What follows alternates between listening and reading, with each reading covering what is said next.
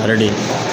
नमस्कार दोस्तों, एक बार फिर से आपका स्वागत है हमारे Hindi news channel news 555 days में। और दोस्तों, आप ये जो जगह देख रहे हैं, आज के समय में देखा जाए तो ये जगह उन बुज़ुर्गों के लिए तो बहुत आरामदायक जगह है, जहाँ उनको आश्रय मिलता है, जिनको अपने घर परिवार, बेटे बेटियाँ सब छोड़ देते हैं।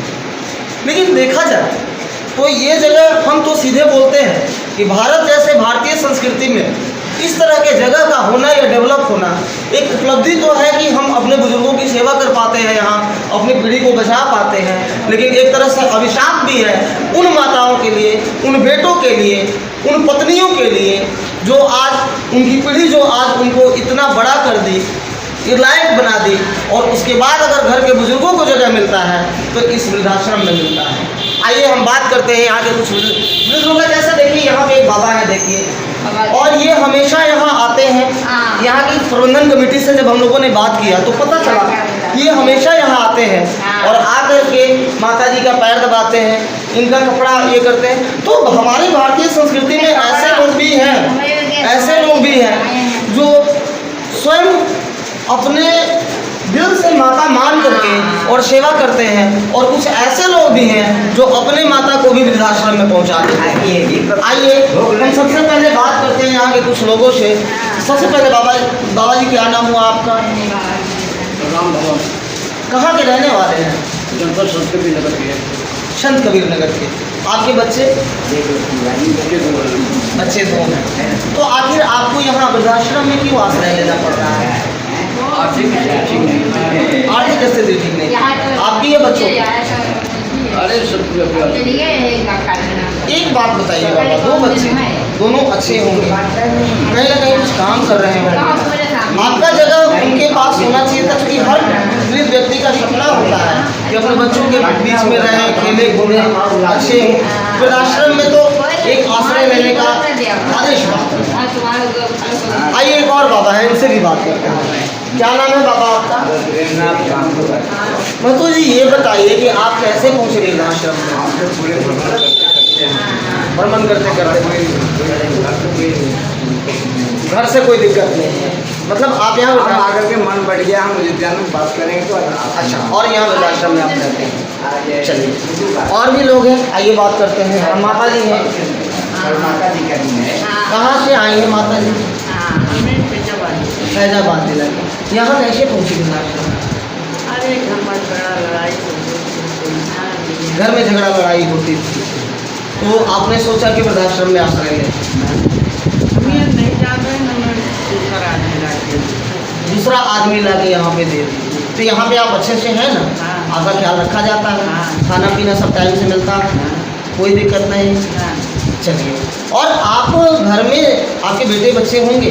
हाँ, सब खराबी सब ब्राह्मण। देखिए, कहने का मतलब क्या है कि एक माता जननी जो है, जन्म देने के बाद यदि उनके मुख से ऐसी बात अपने संतान के लिए आ रही है कि सब हरामी है, तो सोचिए हमारी भारतीय संस्कृति में इससे बड़ा धब्बा क्या हो सकता है?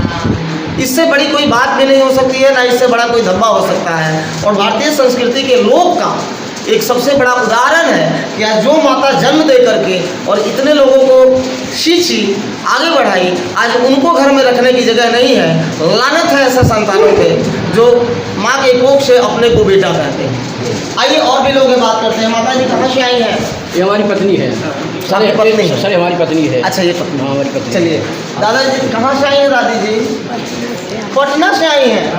हम भी पटना के रहने वाले हैं। पटना में कहाँ की रहने वाली हैं?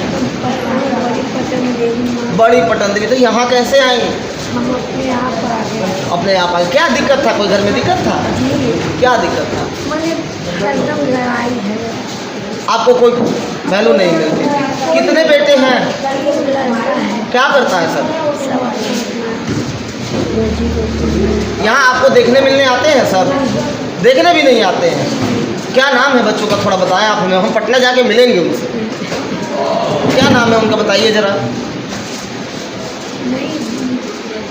देखिए, इससे बड़ा दुर्भाग्य नहीं हो सकता है कि एक माता अपने बेटे का नाम लेने से कतरा रही है। इससे बड़ा कोई दुर्भाग्य नहीं है। तब उससे दिक्कत है। बेटा से कहीं नहीं आए, बेटा दूर रहता है, इससे मिल के आते हैं। बहु लोग बहू तो सबसे बड़ा बंगाल की है। बंगाल की हो या महाराष्ट्र की हो, है तो भारत की। और हमारी संस्कृति ही कहती है कि बुजुर्गों का आदर करो। और वो भी किसी की बेटी है, और हो सकता है कि एक दिन उसके बच्चे भी यहाँ पे लाके उसको छोड़ जाएं, तब शायद उसको एहसास होगा कि आप यहाँ पे अपने बच्चों से दूर रह के कौन सा कष्ट कर रहे हैं। होगा, अभी नहीं होगा, लेकिन होगा। सीढ़ी पर सीढ़ी चढ़ना। मतलब अब सीधे देखा जाए कि जो माता पिता और बुजुर्ग एक दूसरे को पालते हैं, आशीर्वाद देते हैं, घर में बुजुर्गों को गार्जियन बना के रखा जाता है, आज उन बुजुर्गों को कूड़ेदान की तरह ला करके वृद्धाश्रम में फेंक दिया जाता है, और बेटे उनकी सुध लेने भी नहीं आते हैं। अगर उनके लिए खड़ा होती है तो इस तरह के सामाजिक संस्था और वृद्धाश्रम कमेटी खड़ी होती है, जो अपने बेटे की तरह, अपने माँ की तरह इनको पाला करती है। यहाँ पे कोई दिक्कत, खाना पीना सब मिलता है, और कोई दिक्कत होगा तो बताइएगा। नहीं ना, चलिए। आप पटना में कहाँ पर? हम पटना बोरिंग रोड के रहने वाले हैं, ठीक है। पटना बोरिंग रोड में रहते हैं, जंक्शन में? हाँ, जंक्शन में नहीं, जंक्शन अलग है, बोरिंग रोड अलग है। अलग है, हाँ, अलग है। बोरिंग रोड है। ठीक है। देखिए एक माता जी यहाँ भी खड़ी है, ये इनसे भी कहाँ से आई है माता जी? बोलना से आई। आपके बच्चे नहीं, एक लड़की रही सोलह जून का प्रसाद का। अच्छा, बस आप अकेले हैं। चलिए, ऐसे लोगों के लिए तो वृद्धाश्रम जो है वो सहारा है और होना भी चाहिए, लेकिन दुर्भाग्य ये है कि जिसका पूरा परिवार है, और पूरा परिवार होने के बाद भी ऐसे जगहों का लोगों को स्थान का मुंह देखना पड़ता है। लानत है ऐसे संतानों पे और ऐसे परिवार पे जो पैदा लेने के बाद अपने बुड्ढों को कूड़े की जगह समझते हैं और ला करके ऐसे वृद्धाश्रम में भर्ती कर देते हैं। सरकार तो अपने जिम्मेवारियों का निर्वहन कर रही है और इन लोगों की पालन पोषण भी कर रही है। इसके लिए उत्तर प्रदेश के मुख्यमंत्री योगी आदित्यनाथ जी का भी हम धन्यवाद करते हैं कि उन्होंने यहाँ की व्यवस्था, और ये वृद्धाश्रम जैसा आप देख रहे हैं, यहाँ पे एक सुविधा देखी गई कि जो कपल्स हैं उनको ये वृद्धाश्रम एक साथ रहने की एक अद्भुत सुविधा देता है। और ये बहुत अच्छी बात है कि शायद जो बुजुर्ग दंपति अपने गाँव में शांति से, घर में शांति से एक साथ रहकर अपने विचार विमर्श और बिताए गए जीवनों के बारे में चर्चा नहीं कर पाते हैं, वो आज ऐसे वृद्धाश्रम में भी एक साथ रह रहे हैं। और यहाँ पे कुछ सेविका लोग भी हैं जो सेवा किया करते हैं। आइए हम उन लोगों से भी बात करते हैं। आइए हम संचालन समिति के कुछ सदस्य हैं, उनसे बात करते हैं। सर, निकलते एक मिनट टाइम हमें नहीं दे दें। क्या नाम है सर आपका? सबसे पहले तो यादव जी आपको बहुत बहुत धन्यवाद कि प्रभु ने ऐसा मौका दिया है कि इतने घरों को आप एक साथ संभाल कर रखें। कैसा महसूस करते हैं? बहुत आनंद है, अपने को मतलब गौरवान्वित महसूस करता है कि मतलब बहुत। अच्छा, संचालन में कोई समस्याएं अगर आ रही, कोई समस्या सरकार के लेवल की कोई समस्या नहीं, अपने टाइम से सब होता है। जैसा कि देख रहे हैं उत्तर प्रदेश के लोग हैं, उत्तर प्रदेश का वृद्धाश्रम है, और उत्तर प्रदेश में योगी बाबा का बुलडोजर और योगी बाबा की सेवा दोनों ही फेमस होते जा रहे हैं। राकेश कुमार पांडे रेडी। जैसा कि आप देख रहे हैं, इस वृद्धाश्रम में यहाँ पे मेडिकल संबंधित भी बहुत सारी सुविधाएं, शायद इनके बेटे या इनके अपने घर के लोग ये ख्याल नहीं रख पाए, लेकिन ये वृद्धाश्रम जो है ये इनके स्वास्थ्य संबंधित बातों का भी ख्याल रखता है। ये देखिए, बीपी लिया जा रहा है, ब्लड प्रेशर चेक किया जा रहा है, और समय समय पर इनका रेगुलर मेडिकल चेकअप भी कराया जाता है। आइए हम यहाँ के कुछ बुजुर्ग लोग हैं, उनसे भी बात करते हैं।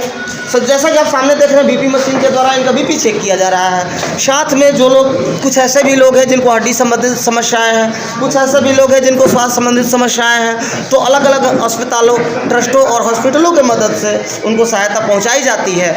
साथ में आइए हम बात करते हैं। यहाँ पर कुछ कहाँ से आए हैं बाबा? कहाँ से आए हैं? अच्छा, कहाँ के रहने वाले हैं दादाजी आप? कम सुनते हैं। अच्छा, कम सुन रहे हैं। आप कहाँ के रहने वाले? रांची के हैं। रांची के हिसाब से कैसे आए यहाँ पे? हम तो बोल रहे हैं, हम घूमते फिरते नीचे। हाँ, इनसे तो नीचे बात हुई है हमारी, कुछ नए लोगों से बात करते हैं। क्या नाम है दादाजी आपका? चंद्राम। कहाँ के रहने वाले हैं? हम चौक लखनऊ। कैसे पहुँच गए यहाँ? हम लड़के बच्चे सब थे, थोड़ा सा हम उन्होंने टेंशन किया और कहा कि जाइए, होटल नहीं दूँगा। सोचिए, जो पिता एक दिन उंगली पकड़ के चलना सिखाया होगा, उस पिता को ये भी सुनना पड़ा है कि हम तुमको भोजन नहीं देंगे, हम आपको भोजन नहीं देंगे। और इसके लिए आप यहाँ आ गए। और उनके पास सारे साधन है, 2 कार है, फर्स्ट क्लास कोई संगमरमर के मकान है, 4 मंजिल तो मतलब देख लीजिए आज कहाँ हमारी संस्कृति जा रही है। सारी सुख सुविधाएं हैं लेकिन एक बाप का खर्च चलाना लोगों के लिए बहुत भारी होते जा रहा है। कहीं ना कहीं देखा जाए तो हमारा समाज और जो परिवेश है, बदलता परिवेश, जो पश्चिमी सभ्यता को लोग अपनाना चाहते हैं, तो बस पश्चिमी सभ्यता में यही दिखता है, यही होता है। आपको एक दिन आपको भी किसी तरह पहुंचा दिया जाएगा ऐसे अनाथालयों में, ऐसे वृद्धाश्रमों में, और आपको भी ऐसी कुछ सामाजिक संस्थाएं आगे लेकर के आपको संभालेंगी। लेकिन जो आप सोच रहे हैं कि हम अपने बच्चों और बुढ़ों के बीच में, अपने घर परिवार में अपना बुढ़ापा अच्छे से व्यतीत करेंगे, वो भी कोई ज़रूरी नहीं है और ना ही संभव है। Rakesh Kumar Pande, news 555 Ayodhya bureau.